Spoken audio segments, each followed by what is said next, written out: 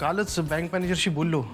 मग ते स्वतः तुम्हाला भेटायला येणार आहेत. कारण ही केस मी माझ्या कर्तृत्वावर जिंकणार आहे. तेव्हा नशिबाची गरज तुम्हाला आहे. तेव्हा त्यांना जास्तीत जास्त कठोर शिक्षा व्हावी अशी मी कोर्टाला विनंती करतो. की इतके पैसे जर माझ्या खात्यातून काढले तर त्यात काहीच उरणार नाही. पण त्याचबरोबर डोक्यावरचा कर्जाचा डोंगरही नाहीसा होईल. एक वेगळंच काम दिलं. कोणतं काम? नयनाचा खून करायचं. कोर्टाचं काम काही वेळासाठी थांबवण्यात येते. हॅलो, कुठे आहेस? कोर्टात. कोर्टात काय म्हणतोय हर्षवर्धन भोसले? त्याची कंडिशन फार खराब होती. पिंजऱ्यात अडकलेल्या वाघासारखा झटपटत होता. चेहरा तर बघण्यासारखा झाला होता त्याचा. पोट्टे वकिलांनी जेव्हा आपलं ओपनिंग स्टेटमेंट केलं ना, तेव्हा तर त्याची पार वाट लागली होती. असं? आणि त्याचा तो वकील कोण? सचिन म्हात्रे. हा, तोच. काय बोलला? काहीच नाही. काय? हो, तोंडातून एक शब्दही बाहेर काढला नाही त्याने. मला वाटतं पोट्टे वकिलांचं स्टेटमेंट ऐकून त्याने आपलं शेपूट पायात घातलं असावं. खैरमोडे साहेब, मला नाही वाटत भोसले यातून वाचेल म्हणून. अरे वा, शाबास. अरे आपला प्लॅनच तसा आहे ना. काय? नाही, अरे बरं झाला तो भोसले फसला. आता बघू ना कसा वाचतो यातून ते. त्या भोसल्यानं मला आजपर्यंत खूप त्रास दिलाय रे. फार लॉस सहन केलाय मी त्याच्या पायी. या हर्षवर्धन भोसल्याला ना तुरुंगामध्ये कैद्याच्या ड्रेसमध्ये ती जर्मनची प्लेट हातामध्ये घेऊन लाईनीमध्ये उभं असलेलं बघायचंय मला. त्याच्याशिवाय माझ्या मनाला शांती नाही मिळायची. नाही, पण खैरमोडे साहेब, तुम्ही कोर्टातलं दृश्यही मिस करायला नको होतं. हर्षवर्धन भोसलेची झालेली त्रेधा तिरपट बघून तुम्हालाही आनंदच झाला असता. अरे आज आलो नाही म्हणून काय झालं? हा खटला तर संपला नाही ना अजून. उद्या येऊ. भोसलेची मजा बघायला येतो ना उद्या. ओके, नक्की या बरं, मी वाट बघीन. हा, येऊ नक्की येऊ. ठेवू फोन? ठीक.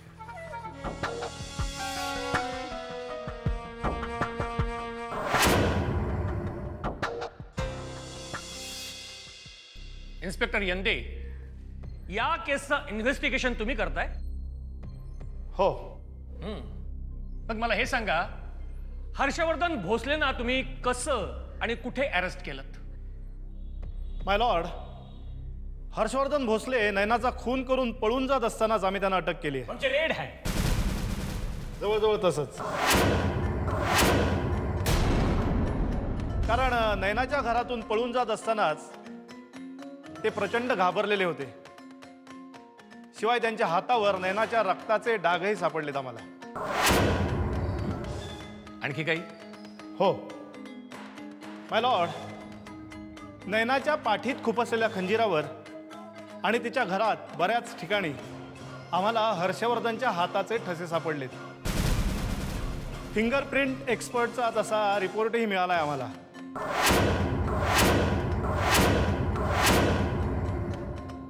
माय लॉर्ड, नैनाला मारलेल्या खंजिरावर आणि मयत नैनाच्या घराच्या दारावर आणि सोफ्यावर सापडलेले ठसे हे आरोपीचेच आहेत, हे फिंगरप्रिंट रिपोर्टवरून सिद्ध होते.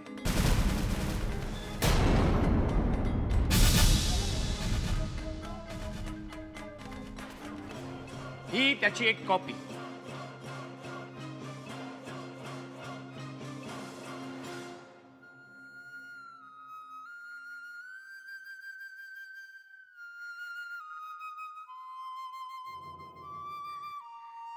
इन्स्पेक्टर यंदे, तुम्हाला तिथे एक हातमोजाही सापडला म्हणे? एक नाही साहेब, दोन सापडले. एक नयनाच्या सोफ्याजवळ आणि दुसरा नयनाच्या कपाटात. प्रथम आम्हाला असं वाटलं होतं की ते हातमोजे आरोपीचे असतील, पण नंतर असं क्लिअर झालं की ते नयनाचेच होते. म्हणजे तुमच्या तपासावरून एकंदर हे सिद्ध होतंय की हा खून हर्षवर्धन भोसले यांनीच केलाय. हो, माझा तरी तसाच अंदाज आहे.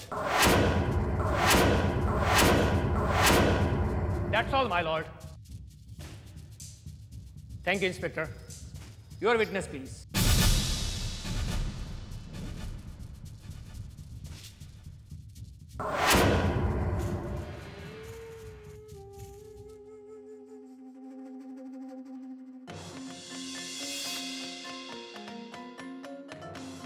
माय लॉर्ड, सध्या तरी मला इन्स्पेक्टर यंदेंना काही विचारायचं नाही.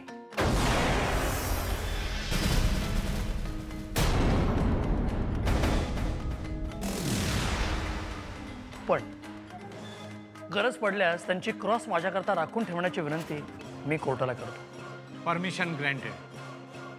थँक्यू माय लॉर्ड. कोर्टाचं आजचं कामकाज इथेच थांबवण्यात येत असून पुढील कारवाई उद्या करण्यात येईल. The court is adjourn till tomorrow.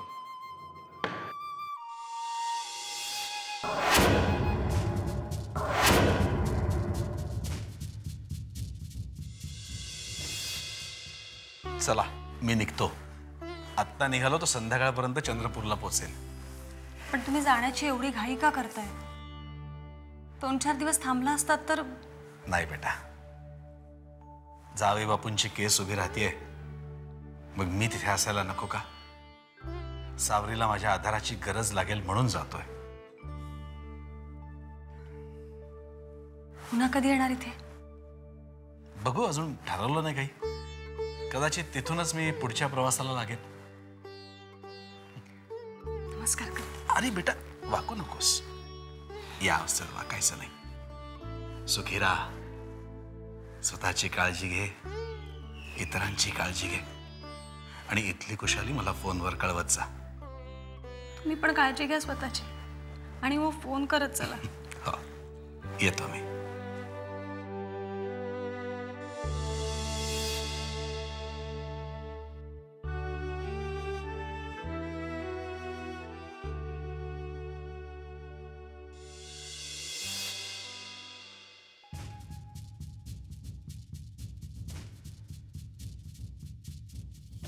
जरा एक मिनिट. सचिनराव, काय चालवलंय तुम्ही? तो पोटे एकामागून एक आरोप करत सुटलाय आणि तुम्ही फक्त गप्प बसून ऐकताय सगळं. हा, तुम्ही काही करणार नाही आहात का? अशाने केस कशी जिंकणार आपण? हर्षवर्धन, नाही, एक मिनिट. मलाच कळायला हवं होतं. मी तुमच्यावरती उगाच विश्वास दाखवला आणि केस तुमच्या हातात दिली असं वाटतंय मला आता. Please relax relax. केस अजून संपली नाहीये. मग संपेपर्यंत तुम्ही वाट बघणार आहात? हा, असेच गप्प बसून राहणार आहात का? हे बघा सचिनराव, तुमच्याच्यानी होत नसेल ना तर मला सांगा, मी दुसरा वकील शोधतो. काय तुमच्याकरता ही फक्त एक साधी केस असेल, पण माझ्याकरता माझ्या आयुष्याचा प्रश्न आहे, कळतंय?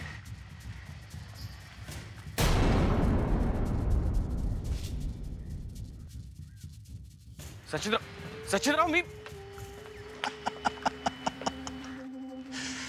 बघा भोसले, बघा, जहाज बुडायला लागतं ना तेव्हा उंदीर पहिल्यांदा पळून जातात. तसं झालंय तुमचं. तुमचा वकील तुम्हाला सोडून गेलाय. आता तुमची नाव बुडायला वेळ नाही लागणार.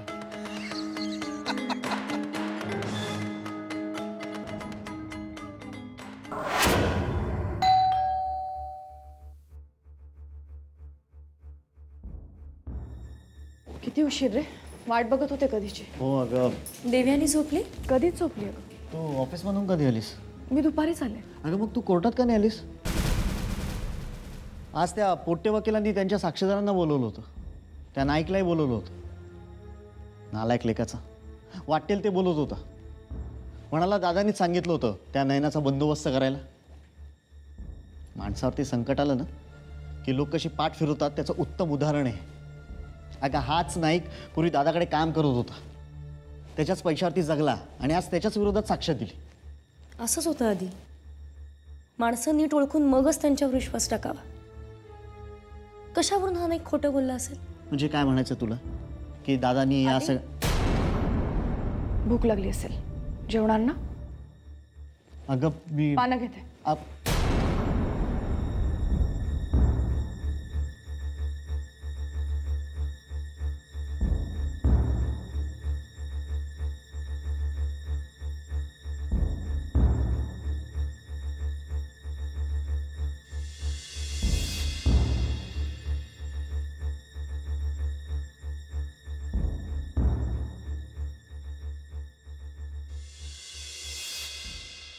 हॅलो ॲडव्होकेट साहेब, नमस्कार.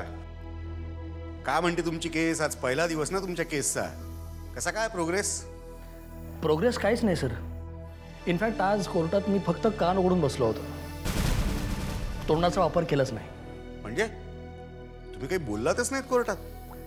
नाही. का? सर, मला विरोधी पक्षाच्या वकिलाचे काय नक्की डावपेच आहेत ते समजून घ्यायचे होते, चाचपडून घ्यायचे होते, आणि त्यांचं नेमकं म्हणणं काय आहे ते ऐकून घ्यायचं होतं. सर, नंतरच मी प्रोसीड करेन. बरं बरं. मग काही हाती लागलं का? हो, आजच्या त्यांच्या बोलण्यावरून आणि सगळ्या साक्षीदारांच्या साक्षीवरून एक नक्की कळलं सर की तो पोट्टे साधासुद्धा माणूस नाही आहे. केस जिंकण्यासाठी तो कुठल्याही थराला जाऊ शकतो, आणि मुख्य म्हणजे पोलिसांशी त्याचे लागेबांधे आहेत. You are on the right track. ह्या पोट्टेविषयी मी सुद्धा सगळं असंच ऐकून होतो. एक नंबरचा क्रिकेट माणूस आहे तो. काय म्हणत काय होतं कोर्टात? काय नाही, हर्षवर्धन भोसले हाच खुनी आहे हे सिद्ध करण्यासाठी असलेले आणि नसलेले पुरावे सादर केले. आपलं मत मांडण्यासाठी काही साक्षीदारही कोर्टात बोलवले, आणि काही खोटे पुरावेही. खोटे पुरावे? हो सर. तुम्हाला आठवत आहे खुनाच्या जागी सापडलेल्या हातमोज्यांबद्दल मी तुम्हाला सांगितलं होतं? हां हां, आठवतंय. तसाच एक हातमोजा पोलिसांना नयनाच्या कपाटात सापडला म्हणे. अर्थात माझा त्या गोष्टीवर विश्वास नाही आहे. इनफॅक्ट तो हातमोजा पोलिसांनीच तिथे ठेवला असावा असा माझा अंदाज आहे. सर, ते एव्हिडन्स जो हाती लागलाय त्यावर तपास करण्याच्या ऐवजी कोर्टाला मिसलीड करतायत असं मला वाटतं. बरं बरं. आणि इतर साक्षीदार काय म्हणत होते? सर, इनमीन 2 साक्षी झाल्या. एक त्या इन्स्पेक्टरची जो ह्या केसचा तपास करतोय, आणि दुसरा तो नाईक जो नयनाचा केअरटेकर आहे. कोण म्हणालात? नाईक. तो म्हणे आधी हर्षवर्धन भोसलेकडे कामाला होता, आणि नंतर हां हां हां हां, मी चांगला ओळखतो त्याला. ठीक आहे, तुम्ही तुमच्या बाजूने प्रयत्न करत राहा. मी उद्या कोर्टात येतो. तुम्ही येताय? हां, म्हणजे काय, मला जरा केसची सगळी सविस्तर माहिती कळेल, आणि काही जुने हिशोब चुकते करायचेत मला. जुने हिशोब? बऱ्याच वर्षांपूर्वी कुणीतरी काहीतरी दिलंय मला, ते त्याला परत करायचं. Okay okay. Bye bye.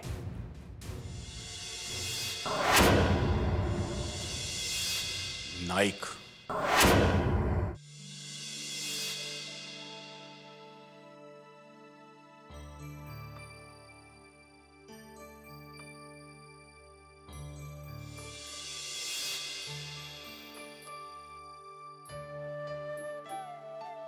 वहिनी, कामात आहेस का? हां, म्हणजे हे ऑफिसचं काम चालू आहे ना. तू कोर्टात निघालीस का? हो, आधी कुठेतरी बाहेर गेलाय. तो आला की निघू आम्ही. पण वहिनी, माझी इच्छाच होत नाही तिकडे जाण्याची. तिथलं वातावरण, ते आरोप प्रत्यारोप, खूप विचित्र वाटतं तिथे.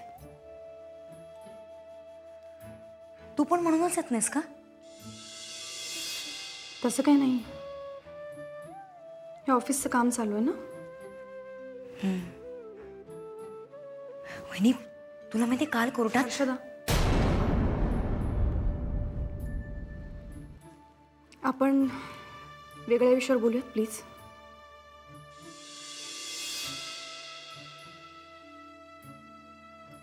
वहिनी, काय झालंय तुला? काय नाही. नाही, तुझ्यात काहीतरी बदल झालाय हे आम्हाला दोघांनाही लक्षात आलंय. आश्चर्यच वाटलं आम्हाला.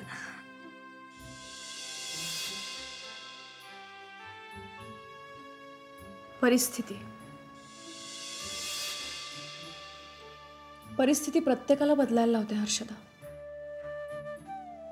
मग मी बदलले तर त्यात काय आश्चर्य? हो, पण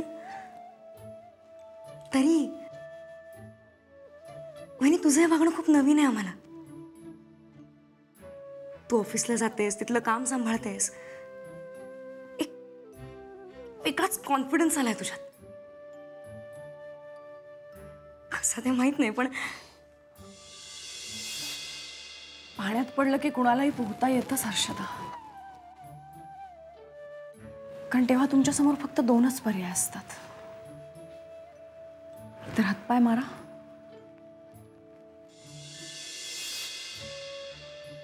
किंवा मरा. बरोबर आहे. त्या दिवशी संयोगिताला मी हेच सांगण्याचा प्रयत्न करत होते. म्हटलं मला मान्य आहे, तुझ्यावर जी परिस्थिती ओढवली ती खरंच खूप वाईट आहे. पण जर तू प्रयत्न केलास तर त्यातनं मार्ग काढू शकशील. आणि मला वाटतं तिला तो मार्ग सापडलाय, शार्दूलच्या रूपानं.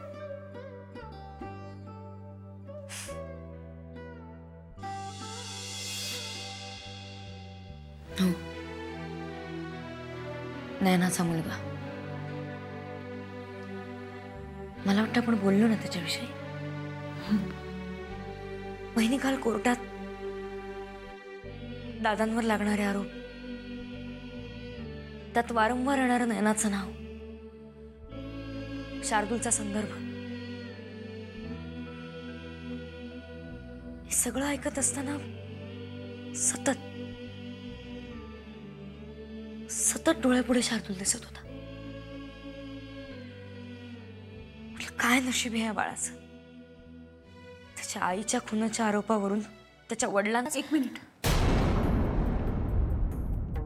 त्याचे खरे वडील कोण आहेत? तो खरंच कुणाचा मुलगा आहे हे अजून कोर्टात सिद्ध व्हायचंय. वहिनी, तुझा अजूनही विश्वास नाहीये तो दादांचाच मुलगा आहे? जोपर्यंत ते स्वतः मान्य करत नाहीत तोपर्यंत मला त्यांच्यावर विश्वास ठेवणं भाग आहे हर्षदा. आणि हे ते जन्मात मान्य करणार नाहीत.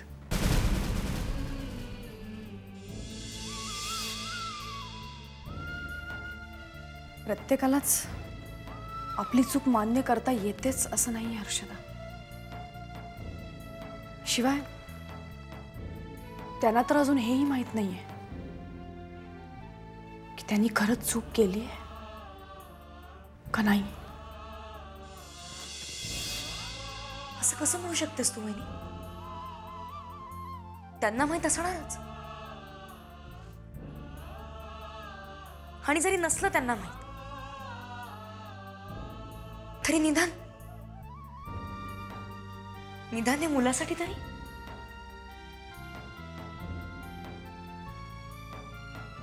त्या बाळाची जरा सुद्धा दया येत नाही तुला वहिनी? त्याची आई आता या जगात नाहीये आणि त्याचे वडील त्याला स्वीकारायला तयार होत नाहीत. काय होणार आहे त्याचं देव जाणे.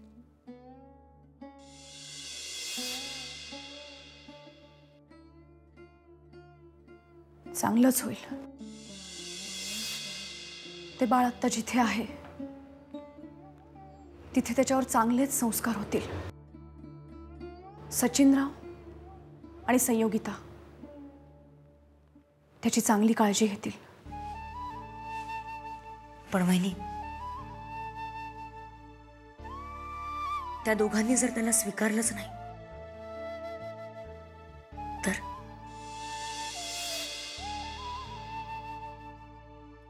मी आहे हर्षदा.